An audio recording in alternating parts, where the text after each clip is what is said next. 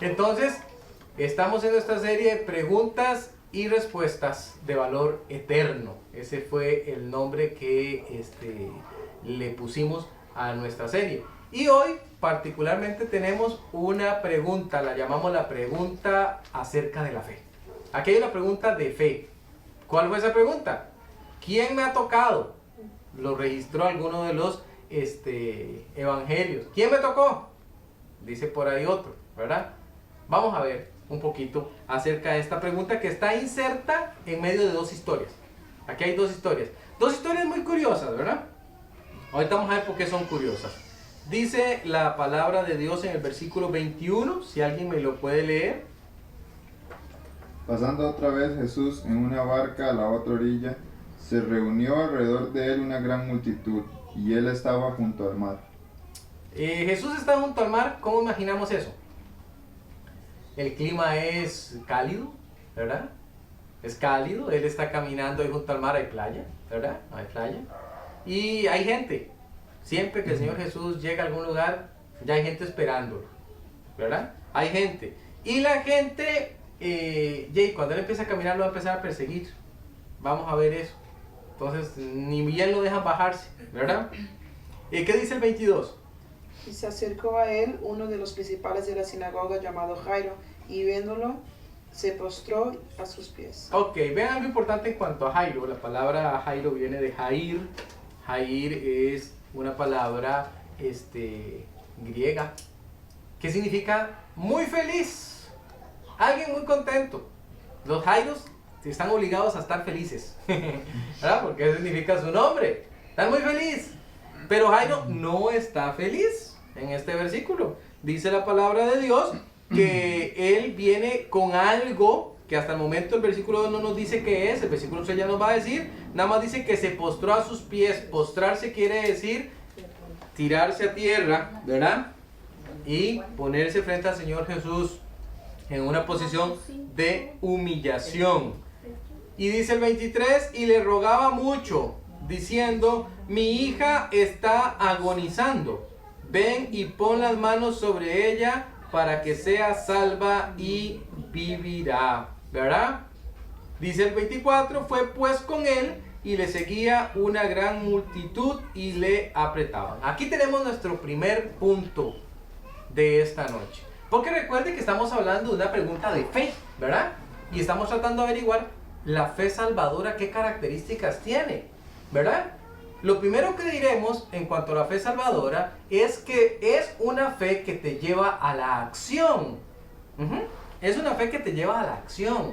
La palabra de Dios nos dirá en Santiago que aún los demonios creen y tiemblan. Entonces, claro que las personas pueden creer teóricamente. Pueden coincidir en conocimiento, pero de eso no es la fe de la que estamos hablando acá. Aquí estamos hablando de una fe que se mueve. Por eso dirá también Santiago después que la fe que no se acompaña de obras es una fe muerta. Entonces, ¿por qué le digo esto? Porque de repente nosotros encontramos personas que al hablar de la salvación particularmente, dicen, claro, ya yo creo en Jesús, yo creo en Él, pero usted no ve que esa fe supuesta le haya movilizado a recibirlo como Salvador. No ve que esa supuesta fe le haya llevado a coincidir en que es una persona pecadora y que tiene que arrepentirse de sus pecados. ¿Por qué decimos esto? Porque una vez que una persona es salva, ciertos frutos vienen con su salvación. Siempre tengan en cuenta eso. Yo he escuchado mucha gente como que da a entender, mira, no se congrega. Mira, no ha dado muestras de ningún cambio. Sigue siendo el mismo mal hablado, sigue siendo la misma persona cascarrabias, sigue siendo la misma persona con sus vicios y pecados. No tiene ningún apetito por leer la palabra de Dios, no hay gozo en su corazón, pero solo Dios sabrá si es salvo. No, ¿cómo es eso? Eso sería atentar contra la razón, ¿no le parece? Y escuchamos muchas veces a la gente decir esas cosas, especialmente cuando alguien muere. Sí, bueno, yo recuerdo que tomó una decisión, pero solo Dios sabrá. Es como una especie de consuelo. En realidad, nosotros debiéramos confrontar a estas personas y decirles, yo dudo mucho de que usted sea alguien salvo. porque usted no está dando frutos de salvación. Si usted tuviera frutos de salvación, entonces podríamos decir que sí es una persona que ha cambiado. ¿Recuerda lo que pasaba con la semilla, la parábola del sembrador? Dice la palabra de Dios que la semilla se tira y cae en 4 terrenos diferentes. Los 4 terrenos vienen a representar el corazón humano. Y uno de esos terrenos dice que es uno que representa a un espinero, ¿verdad? Y cae ahí y dice que es ahogada. Y entonces lo compara y dice, es como las personas que por sus presiones, sus tensiones en la vida, sus afanes, ahogan la palabra de Dios. Recibieron la palabra, pero fue ahogada esa palabra. En otra ocasión dirá, no, otro terreno se parece más a los de junto al camino, que no tienen raíz y simplemente se seca. En otros dirá, no, otros reciben la palabra al parecer con gozo, pero son de corta duración. Viene la prueba. Entonces uno dice, los 3 recibieron la palabra, pero en las salvos. En los 3 casos la palabra se fue. ¿Verdad? Bueno, yo tengo algo que pasa ahí en el trabajo. Este señor es muy religioso. Tú pasas todo el día oyendo el radio cristiano, bueno, católico, ¿verdad? Ajá. Y yo un día, él le tiene pavor a la muerte, le tiene pavor. Ajá. Entonces yo le teorico, usted que tanto le gusta meterse en las cosas de Dios, usted debe entender que la salvación usted la tiene, no, usted no debe tener miedo a la muerte, Ajá. creerle a Jesús para que al Señor. Pero esas personas son tan aferradas a su religión que eso como que anula todo lo que él ha aprendido de la palabra, porque ellos o dicen, no, es que yo creo que lo único que me salva así es que yo siga a María. Exacto. Y ahí es te ahoga la palabra. Y ahí es donde uno tiene que hacer lo único que uno puede hacer. Excelente punto para decir esto que voy a decir. Cuando usted se topa personas así, lo único que usted puede hacer es suministreles la palabra de Dios. ¿Cómo? ¿Ven por qué es importante aprender versículos? Te le dice, mire, Juan 14:6 dice que solo Jesús es el camino, la verdad y la vida. Nadie viene al Padre sino por Él. ¿Verdad? Entonces, cuando nosotros sembramos esos versículos, la palabra de Dios va a hacer su trabajo en la mente de estas personas. Algunas personas son incrédulas, otras personas titubean, otras personas tienen miedo, otras personas se hallan demasiado indignas para ser salvas. Hay un montón de razones. Pero ¿quiere decir eso que tenemos que darnos por vencidos? No, tenemos que seguirles suministrando la palabra de Dios, porque un día de tantos, la luz de Cristo, como dice 1 Corintios 4, le alumbra. Y entonces ya pueden ver el panorama completo y dicen, ahora sí entendí, ¿verdad? Ahora sí entendí. Entonces, esto es a veces muy diferente de lo que uno normalmente escucha, pero es demasiado importante. No nos confiemos, por eso a veces uno hace cierto tipo de invitaciones y las hace por necesidad. Por ejemplo, cuando uno dice, levante la mano todo aquel que quiere recibir a Jesús y repita conmigo. ¿Por qué digo por necesidad? Bueno, porque quizás no hay una persona que pueda dar el plan de salvación, ¿verdad? Entonces se queda con la incertidumbre de, bueno, esa persona ha levantado la mano, pero no estamos seguros. Es diferente si alguien hubiera venido con la Biblia, le explica versículo por versículo, saca las dudas, le hace entender que es una persona pecadora y luego le pide, ahora sí, usted, ahora que se ha entonado con la realidad de su pecado, ¿le gustaría tener al Salvador de pecados en su vida? Es diferente, ¿verdad? Entonces, en la medida de lo posible, obviamente uno prefiere la técnica que usaba el Señor Jesús, persona a persona, ¿verdad? Persona a persona. Un encuentro, por eso uno dice un encuentro personal con el Señor. Otra vez les digo, a veces no hay de otra. Por ejemplo, les voy a poner un caso típico, un funeral. En un funeral, usted dice, bueno, decía tener aquí a todo el mundo para que se puedan ir a las aulas a dar el plan de salvación, pero el protocolo debe seguir, hay que llevar a la persona al cementerio. Entonces uno toma ciertos riesgos en esos casos, pero siempre será un riesgo. Ahí sí es cierto que uno puede decir, no sé, alguno dará fruto tal vez y seguirá asistiendo a la iglesia, ese sí iba en serio, ¿verdad? Pero no lo sabemos. Siempre es mejor hacerlo en forma personal. Entonces, aquí vemos a un Jairo, que podríamos decir que Jairo creía que Jesús era el Hijo de Dios. Sí, claro, se movió. Su hija está agonizando, lo estaba esperando en la playa, ¿a qué horas viene? ¿A qué horas viene? Le vio llegar, quitó a todo el mundo que estaba ahí esperándolo, se fue de primero. y de una vez se postró y le dijo, vamos para casa, mi hija está agonizando y usted es el Hijo de Dios, usted puede hacer algo al respecto. Ahora, vean lo que sigue pasando ahí en el 25, alguien que me lo lea. Pero una mujer que desde hacía 12 años padecía de flujo de sangre y había sufrido mucho de muchos médicos, ¿no? Sí, sí. Médicos y gastado todo lo que tenía y nada había aprovechado hasta que le iba peor. También el 27, hermano. Cuando oyó hablar de Jesús, vino por detrás entre la multitud y tocó su manto. Aquí hay otra característica, pero ahora ya no es a través de Jairo, sino a través de esta mujer. Hay una especie de necesidad. Todo el mundo tenía necesidad, ¿verdad? Pero hay dos personas que se destacan porque no solo tenían necesidad, sino que hicieron algo ante la necesidad. Esta mujer ya nos va a relatar algo la Biblia. Nos va a relatar que era una mujer enferma. Nos va a relatar que era una mujer que había gastado mucho dinero tratando de ser sana. Y nos va a relatar lo más importante, nos va a relatar que ella estaba en ese lugar porque creía que el Hijo de Dios podría sanar. Y aquí está nuestra segunda característica de la fe que estamos hablando. La fe que estamos hablando, segundo, es una fe consciente de la inutilidad humana. Y esto es demasiado importante. Es otra característica. Fíjense que en esta mujer, ¿qué dice? Los doctores le fallaron. La buena suerte le falló. Los medicamentos le fallaron. O sea, ella estaba literalmente a merced. Si el Señor puede hacer algo por mí, Él es el único. Ya el resto de cosas habían fallado. A esa misma conclusión debe llegar el ser humano en su fe en Jesús para ser salvo. Nadie, escúchame esto, nadie puede aceptar al Señor Jesús como un Salvador si no cree ocuparlo. ¿Para qué? ¿Qué tal si yo le digo a alguien, mire, usted sabe que Jesús vino a esta tierra, murió por usted, murió por su pecado? Yo digo, sí, qué dicha, pero eso me serviría a mí si fuera pecador, pero como yo no soy pecador, entonces no hay problema. Yo sigo adelante y no ocupo un Salvador. El Salvador lo requieren aquellas personas que se consideran a sí mismas pecadores, ¿verdad? Y eso es muy importante. Es muy, pero muy importante. Casi que es el punto del que uno no debería pasar. A veces, cuando alguien levanta la mano, como les decía antes, y tal vez uno pasa a hablar con esa persona en privado, uno dice, bueno, usted escuchó el mensaje, le dice uno, ¿verdad? Y yo vi que usted levantó la mano. La razón por la que usted levantó la mano, ¿cuál fue?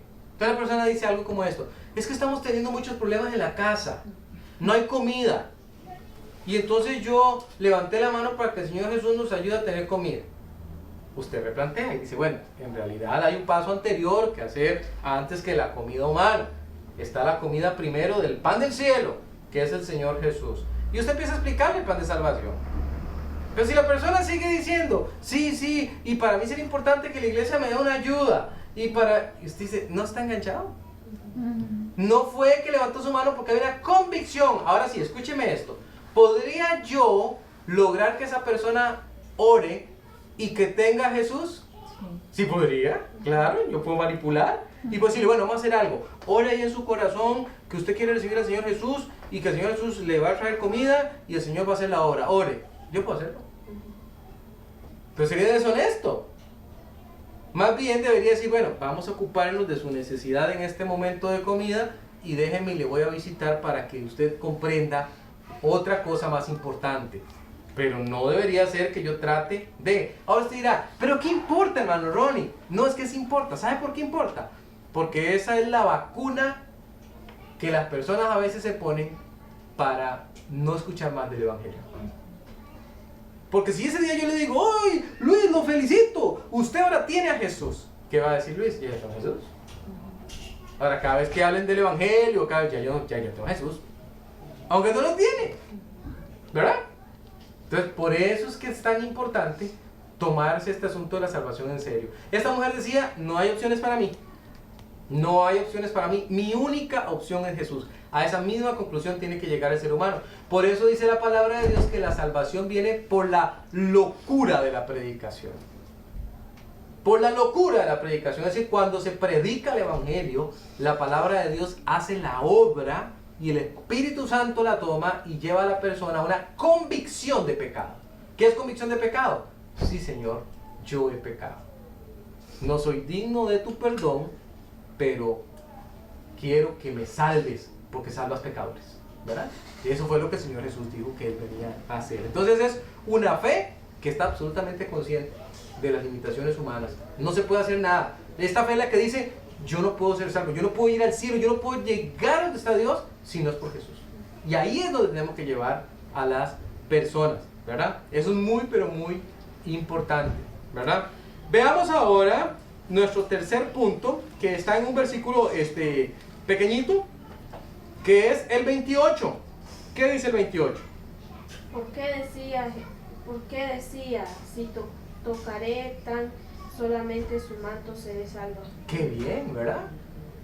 ¿Ve? Esta mujer está diciendo, yo no ocupo hablar con él. Yo no ocupo hacerle perder el tiempo. Yo no ocupo ni siquiera que me dedique un ratito. Él es el Hijo de Dios, es tan tremendamente poderoso que yo estoy segura que con solo que roce un poquito su manto será suficiente. Me imagino que hasta con pena, porque me imagino claro. que ahí no hay agua como aquí, hermano, que pueden tener tu aseo. Ella me imagino que totalmente. Imagínense, o sea, si ya de por sí era complicada la vida de aquel tiempo, ahora con una mujer que estaba con un flujo de sangre constante. ¿Te imaginas? Es una situación terrible. Ahora, no perdamos de vista también lo que significa eso. El hecho de estar perdiendo sangre constantemente avejenta, hace que usted se sienta débil. Entonces es una mujer debilitada, quizás sin fuerzas para lograr meterse hasta donde está el Señor Jesús. No es como Jairo, él es un principal, es un señor, ¿verdad? Seguramente dice, con permiso, es Jairo. Claro, un Jairo. Fácil, ¿verdad? Era alguien conocido, un principal. Esta mujer no es una desconocida, ¿verdad? Que parecía esas cosas así, se catalogaban como personas inmundas. Imagínese usted que el hecho de tener una enfermedad hacía, no pierde de vista que ahí la mayor parte de la gente que estaba posiblemente estaba enferma, ¿verdad? ¿Por qué? Porque la gente aprovechaba y decía, bueno, viene Jesús, entonces imagínense gente cargando lechos, ¿verdad? Con personas, llevando al ciego, o sea, había gente y ella tal vez hasta aún preguntándose, bueno, tal vez lo mío no es tan grave como lo de toda esta gente que está a mi alrededor, tal vez yo debería esperar o debería estar tranquila como estoy, pero yo quiero que usted vea algo aquí y es muy necesario que lo vea. Si tan solo, dice, si tocare tan solamente su manto seré salva. Aquí está nuestra tercera característica de la fe. Es una fe que confía solo en Jesús. Es una fe que confía y ese solo tiene que llamarnos la atención. Solo en Jesús. Ella no dijo, si tocare su manto, algo se va a arreglar. Tal vez después tenga que ir a los doctores otra vez y terminar el trabajo. Ella lo dijo, bueno, vamos a ver si funciona. A otros les ha funcionado. Tal vez tocar el manto no. Quizás si no me funciona el manto, voy a tener que hablarle. Ella no lleva plan B. Su único plan es, yo sé que Él es quien dice ser y sé que si pongo la fe en Él, algo va a pasar, ¿verdad? En otra porción paralela a esta, el Señor Jesús dirá, poder salió de mí. Poder salió de mí, ¿verdad? Es decir, alguien me tocó, todo el mundo te aprieta. Señor, todo el mundo te aprieta. ¿Cómo que alguien me tocó? Y dice, no, es que alguien me tocó diferente.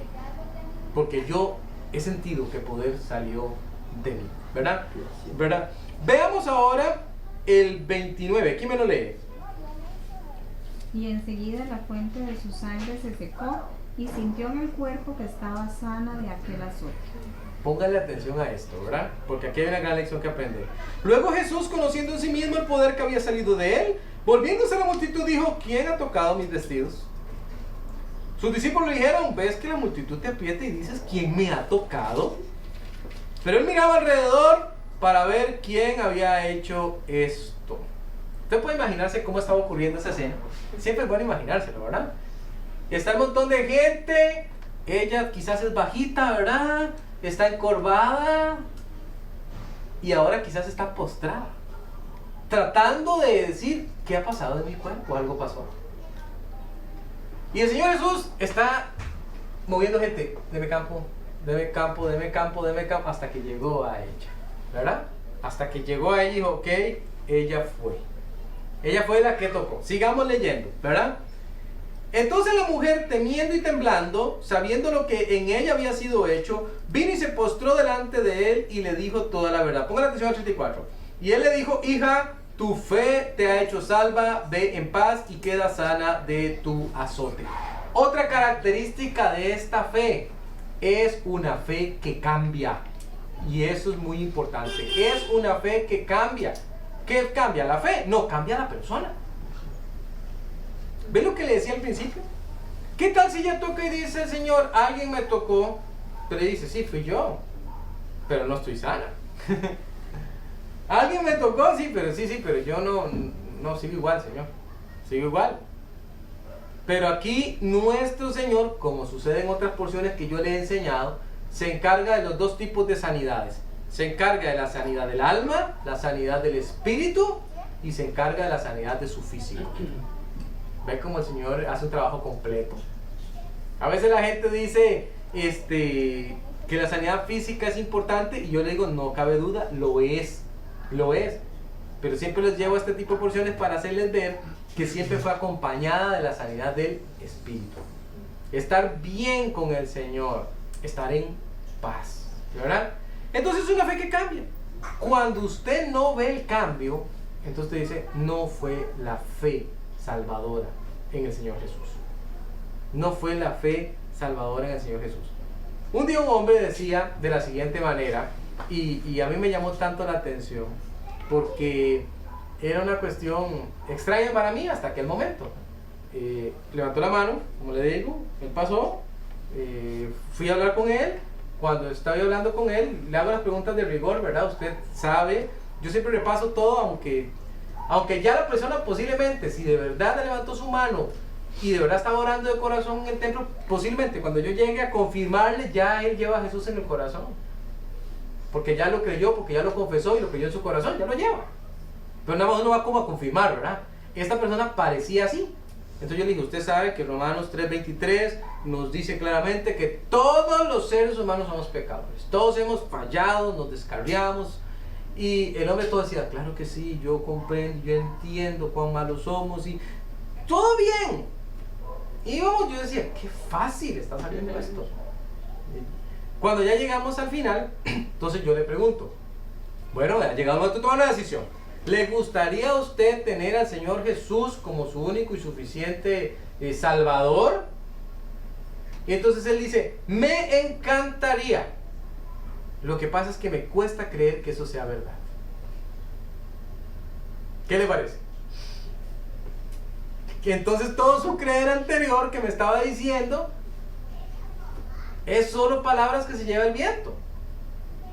Yo le digo, bueno, podemos ir a más versículos que le demuestran a usted que Jesús es quien dice ser, que Él es el Salvador del mundo. Pero si la persona dice, me cuesta creer, listo, es que la Biblia dice que usted confiesa con su boca y cree en su corazón. Hermano, y no parece mentira, uno recién convertido, que te va a convertir, que apenas hizo la decisión por Cristo. Ajá. El Señor desde ese momento que ya comienza a tratar con uno, porque en el caso mío, yo fui un adicto a las drogas por muchos años. Y cuando yo llegué a los pies de Cristo, yo alcé la mano y acepté a Cristo. Seguí yendo a la iglesia. Lo primero que hacía, apenas tenía el último, era fumar mi cigarro, porque hermano, yo salía desesperado por fumar. Y un día, yo ya así, y ya cuando salí del templo, y ya fumaba mi cigarro, y yo sentí una voz que me dijo, ¿qué estás haciendo? ¿Qué estás haciendo? ¿Vas a seguir en lo mismo? ¿O vas a permitir que yo te libere de eso? Boté todo lo que tenía, todos los cigarros, y no volví a fumar nunca más, hermano, hasta la fecha, hermano. Dios en ese momento me habló, a pesar de que yo estaba tan tiernito, el Señor. Amén, pero vea qué importante ese punto que usted está tocando. Dios empezó a tratar con usted. Dios trata con sus hijos. ¿Ven? Y eso me interesa mucho rescatarlo aquí. No es que la persona es perfecta en el sentido más pleno de la palabra en este cuerpo de carne. No. O sea, nosotros, para aceptar a Jesús, vean que necesitamos muy poquito, ¿verdad? Tenemos como una fe primaria, apenitas para ser salvos, digámoslo así. tenemos poco conocimiento. Para aceptar al Señor Jesús usted no ocupa conocer toda la Biblia. Ocupa conocer un versículo de la Biblia nada más, que dice que el Señor Jesús le ama a usted y quiere cambiarle, que quiere rescatarle y que quiere salvarle de la condenación eterna. Usted cree en eso, cree en el Señor Jesús y usted es salvo. Y usted dice, pero yo no conozco nada más, no conozco los libros de la Biblia, nunca la he leído más allá que solo ese versículo, ¿verdad? Pero la diferencia es que el haber puesto la fe en el Señor Jesús empieza a producir cambios. Y esos cambios son notorios, no solo por la persona que ha recibido al Señor Jesús, sino por los que están a su alrededor. Nunca pierda eso de vista. No quiere decir otra vez que no hay luchas, no quiere decir que no hay tentaciones, no quiere decir que uno no caiga en pecado. Claro, está en un cuerpo de carne, y para eso el Señor Jesús dice que podemos ir y pedir perdón, confesar nuestros pecados, y Él nos perdona y nos limpia de toda maldad. Eso es en 1 Juan 1:9 y también Proverbios 28:3, ¿verdad? Eso es totalmente cierto. Ahora sí, sigamos con la última característica. Aparece en el versículo 35. Dice, mientras él aún hablaba, vinieron de casa del principal de la sinagoga diciendo, tu hija ha muerto. ¿Para qué molestas más al maestro? Qué concho, ¿verdad? O sea, muy concho. Pero Jesús, luego que oyó lo que se decía, dijo al principal de la sinagoga, no temas, cree solamente. Y no permitió que le siguiese nadie, sino Pedro, Jacobo y Juan, hermanos de Jacobo. Y vino a casa del principal de la sinagoga y vio el alboroto y a los que lloraban y lamentaban mucho. Y entrando les dijo, ¿por qué alborotáis y lloráis? La niña no está muerta, sino duerme. Y se burlaban de él.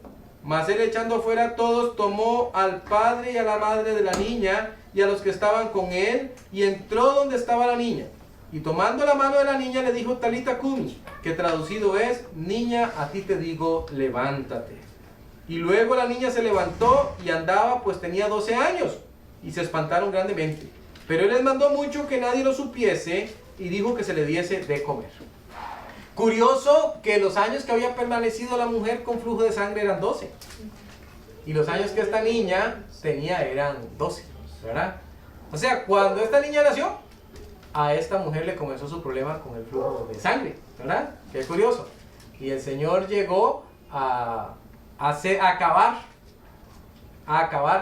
con una enfermedad de 12 años y a rescatar, reiniciar una vida de 12 años, ¿verdad? Entonces, que el Señor más carga, ¿verdad?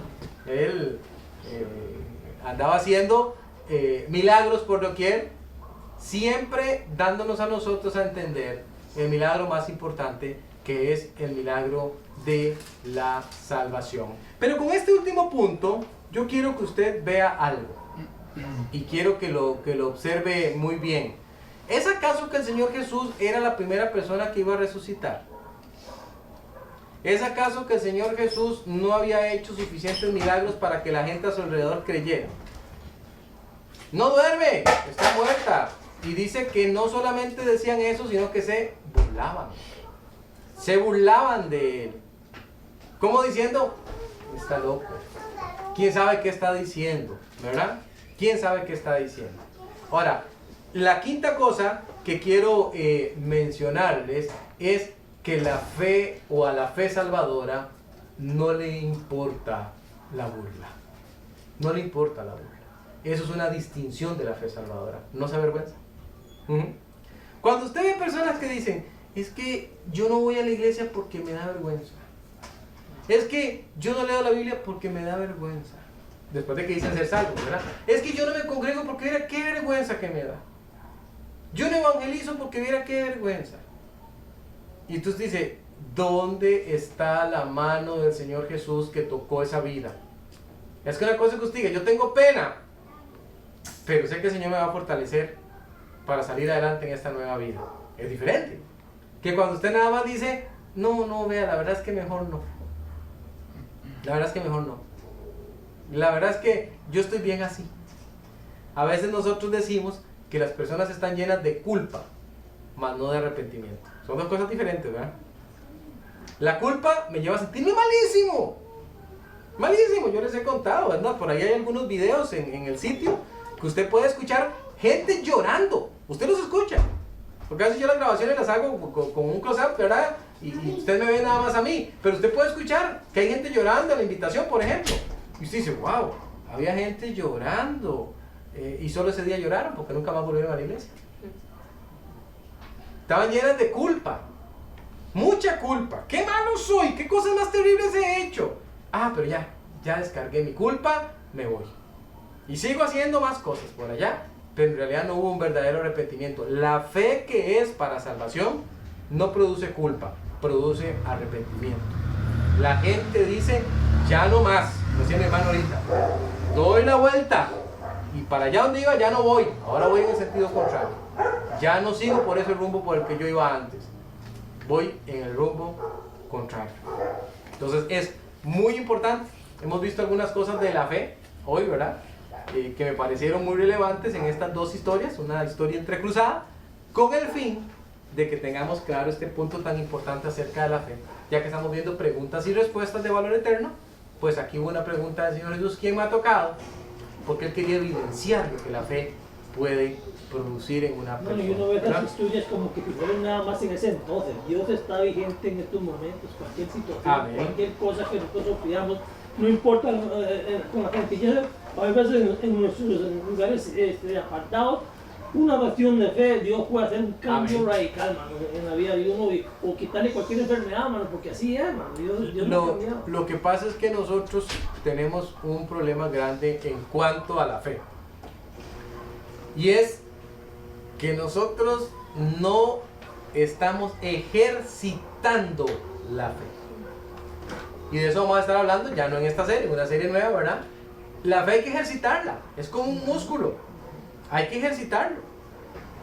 Y hay pequeñas pruebitas a diario que le demuestran a usted que Dios está en control. Y usted debería fortalecer su fe con esto. La misma palabra de Dios es fuente de fortalecimiento. Pero si yo no la leo, por ejemplo, si no la aprendo, ¿cómo voy a ser fortalecido en mi fe? Si yo no tomo los ejemplos, mira, esto le pasó a Abraham, y aquí yo saco una lección para mi propia vida con lo que yo estoy viviendo, esto le pasó a David, esto le pasó a Daniel, y yo saco lecciones para mi propia vida y me sustento en esto, entonces no voy a tener nunca una fe fuerte porque no la estoy ejercitando. Como les digo, será tema que vamos a ver acá porque es importante ejercitar nuestra fe.